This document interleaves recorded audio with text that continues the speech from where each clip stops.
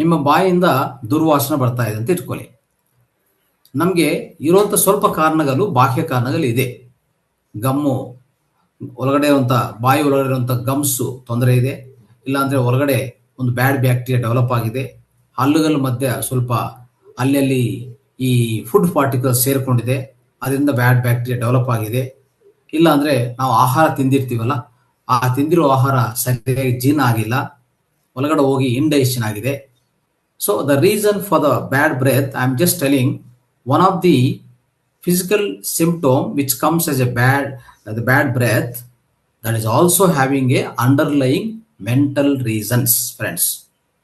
I want to say that there are some emotional roots behind this bad breath also. Of course, there are physical symptoms. That's what I'm trying to explain. The physical symptoms are also there. Physical reasons are also there.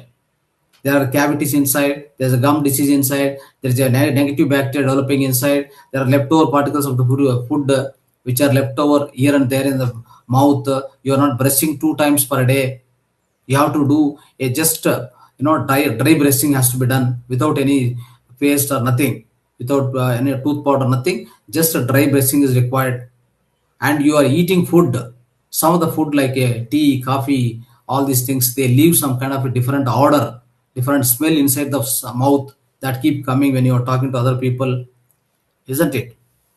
And also when you eat the food, it goes inside, isn't it? So it doesn't properly melt, it doesn't properly digest. That food will create some acid reflux which comes again back to the esophagus, and then it enter into the mouth. That smell will be coming when you are speaking. Understand? So all these are the reasons. And many times the gas is produced inside the stomach because of the improper digestion. Understood? So because of all these several physical symptoms also, this bad breath may come. It may come. These are some of the physical reasons. But what are the underlying emotional roots? Now let's understand that. The emotional roots are, right, anger, revenge, like some of the bitter thoughts which you are not able to, that means towards the people, what are all the things which are hurting you. Understood? So they literally come out of the mouth like a bad smell. For example, so in your thinking, rotting in your thinking means what? So obviously within your thinking there are some things which are rotten means, so a negative thought ಅಂದ್ರೆ ನಿಮ್ಮ ಈ ఉదాహరణಗೆ ಈಗ ಹೇಳ್ಕೊಂತ ఇదివల్ల ನಾವು బాయిಯಿಂದ దుర్వాసన అంటే నోట్ల నుంచి దుర్వాసన వస్తుందంటే మనకు దానికి వెనక ఏమేమి ఎమోషనల్ రూట్స్ ఉన్నాయి అని మనం సెర్చ్ చేస్తే కొన్ని దొరుకుతాయి. ఎస్పెషల్లీ కొన్ని దొరుకుతాయి. అవేంటంటే మన కొన్ని ఆలోచనలు ఏమైపోయినాయంటే కుళ్ళిపోయినాయి. మన లోపల ఆలోచనలు కొన్ని ಕುಳ್ಳಿపోయినాయి.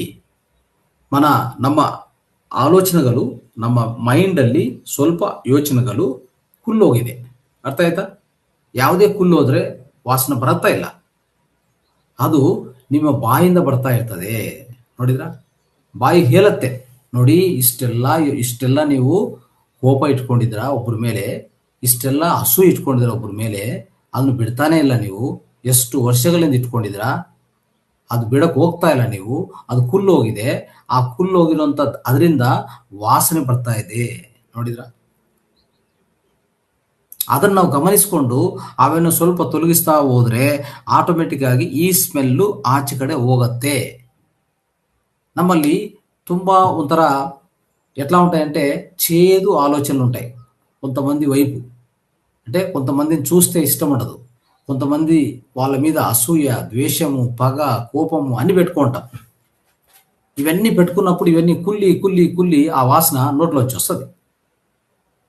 చూసారా? ఇది ఎమోషనల్ రీజన్. ఈ ఎమోషనల్ రీజన్. సో కాబట్టి ఇలాంటి పెట్టుకున్నప్పుడు ఖచ్చితంగా ఏమవుతుందంటే ఇవన్నీ కూడా నోట్లోంచి బయటకు వస్తాయి. అర్థమైందా? So and other thing is when you are using wrong words, habitual criticism, gossiping, foul thinking. So this is also one of the reason. ಅರ್ಥ ಆಯ್ತಾ? One of the reason for the bad breath. ನೋಡಿದ್ರ ಏನಾಗತ್ತೆ? ಈ ಈ ಸ್ವಲ್ಪ ಕಾರಣಗಳಿದೆ. ನಿಮ್ಮ ಬಾಯಿಂದ ದುರ್ವಾಸನೆ ಬರ್ತಾ ಇದೆ ಅಂದ್ರೆ ನಿಮ್ಮ ಬಾಯಿಂದ ಬರುವಂತ ఆ వర్డ్స్ ಇದೆಲ್ಲ ಅದು రాంగ్ ಇದೆ. అంటే మన నోట్లోంచి దుర్వాసన వస్తుందంటే అర్థం ఏంటంటే మన నోట్లోంచి ఆ పదాలు కరెక్ట్గా లేవు.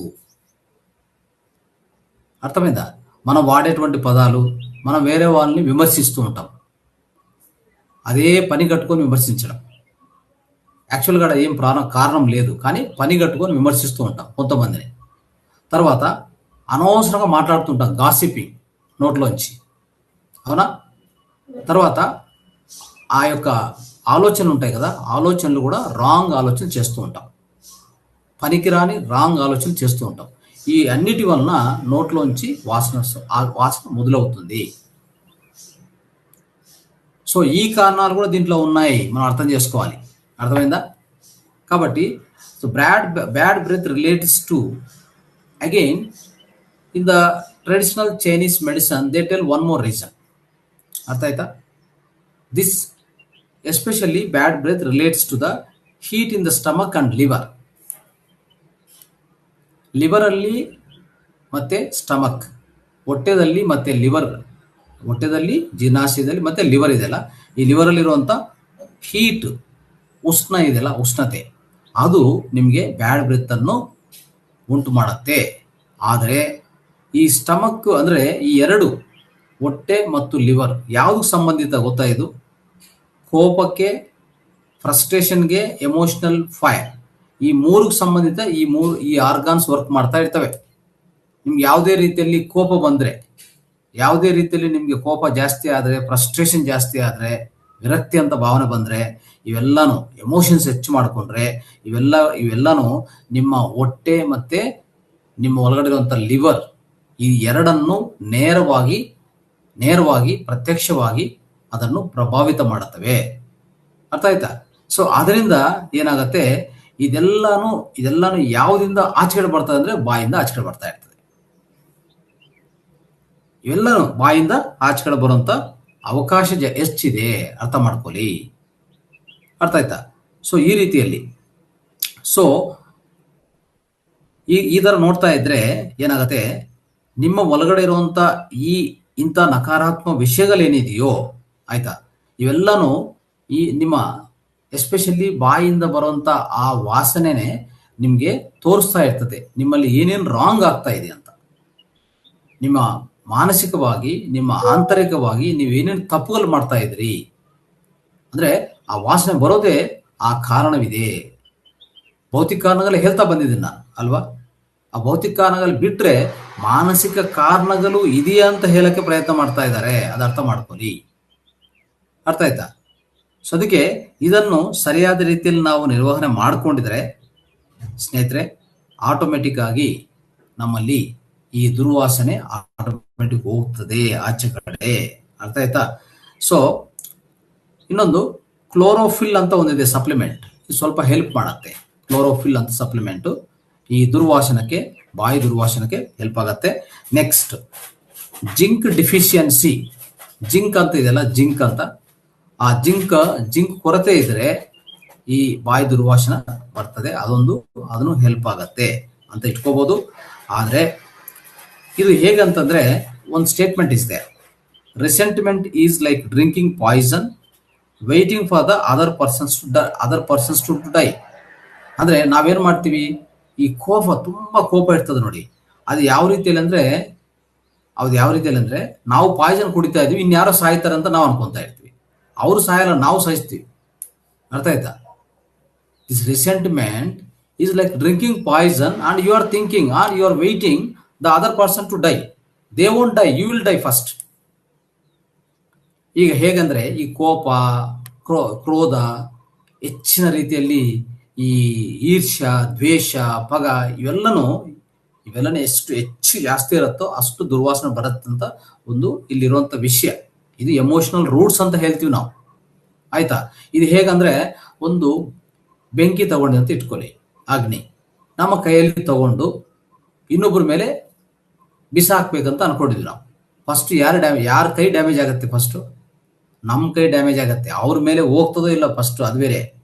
ಅವ್ರ ಮೇಲೆ ಹೋಗ್ಬೋದು, ಅವ್ರು ತಪ್ಸ್ಕೊಂಡು ಹೋಗ್ಬೋದು, ನೀವು ಹಾಕುವಾಗ ಅವ್ರು ತಪ್ಸ್ಕೊಂಡು ಹೋಗ್ಬೋದು, ಬಟ್ ನಿಮ್ಮ ಕೈ ಅಂತೂ ಬರ್ನ್ ಆಗತ್ತಾ ಇಲ್ಲ. The first and foremost, whenever you want to throw the fire on the other people, for example, the fire particles you want to throw on the other people, understand, you want to damage other people, but first and foremost your own hand will be burnt. ಅರ್ಥ ಆಯ್ತಾ? ಹಾಗಿರ್ತದೆ ಈ ರಿಸೆಂಟ್ಮೆಂಟು, ಈ ಕೋಪ ಅಂತ. ಅದಕ್ಕೆ ಹೇಳ್ತಾರೆ, ಇದೊಂದು ಅದ್ಭುತವಾದ ವಾಕ್ಯ ಇರುವಂತ ಒಂದು ವ್ಯಕ್ತಿ, ಅವ್ರು ಹೇಳ್ತಾರೆ, the resentment is like drinking poison and waiting for the other person to die. ಯಾರು ಸಾಯಲ್ಲ, ನಾವೇ ಸಾಯೋದು ಫಸ್ಟ್. ಅದಕ್ಕೆ ಇವೆಲ್ಲಾನು ಸರಿಯಾದ ರೀತಿಯಲ್ಲಿ ನಿರ್ವಹಣೆ ಮಾಡ್ಕೊಳ್ಳಿ ಫ್ರೆಂಡ್ಸ್, ಆಯ್ತಾ? ಇದೆಲ್ಲ ಮಾಡೋಕ್ಕೆ ನಾವು ಏನು ಮಾಡೋದು ಬೇಕಾಗಿಲ್ಲ. ನಮ್ಗಿರುವಂತ ಅದ್ಭುತ ಸಾಧನೆ ಧ್ಯಾನ ಸಮಗ್ರ ಸ್ವಸ್ಥೆ ಅಷ್ಟೇ. ಈ ಎರಡು ಸಾಕು, ನಮ್ಮ ಜೀವನದಲ್ಲಿ ಏನು ಬೇಕಾದ್ರೆ ಸಾಧಿಸ್ಬೋದು. ಇವತ್ತು ಈ ಬ್ಯಾಡ್ ಬ್ರೆತ್ ಅಂತ ಒಂದು ಎಕ್ಸಾಂಪಲ್ ಕೊಟ್ಟೆ ನಿಮ್ಗೆ ಅಷ್ಟೇ, ಆಯ್ತಾ? ಇದೊಂದು ಫಿಸಿಕಲ್ ಆಗಿ ನಿಮ್ಗೆ ಕಾಣಿಸ್ತಾ ಇರ್ತದೆ. ನಾನು ಹೇಳಿರುವಂತ ಎಮೋಷನಲ್ ರೂಟ್ಸ್ ಎಷ್ಟಿದೆ ನೋಡಿ. I explained you one of the physical symptom as a bad breath, but there are physical causes for that bad breath also, but at the same time there are emotional roots behind it. That's what I am trying to explain today. ಅರ್ಥ ಆಯ್ತಾ?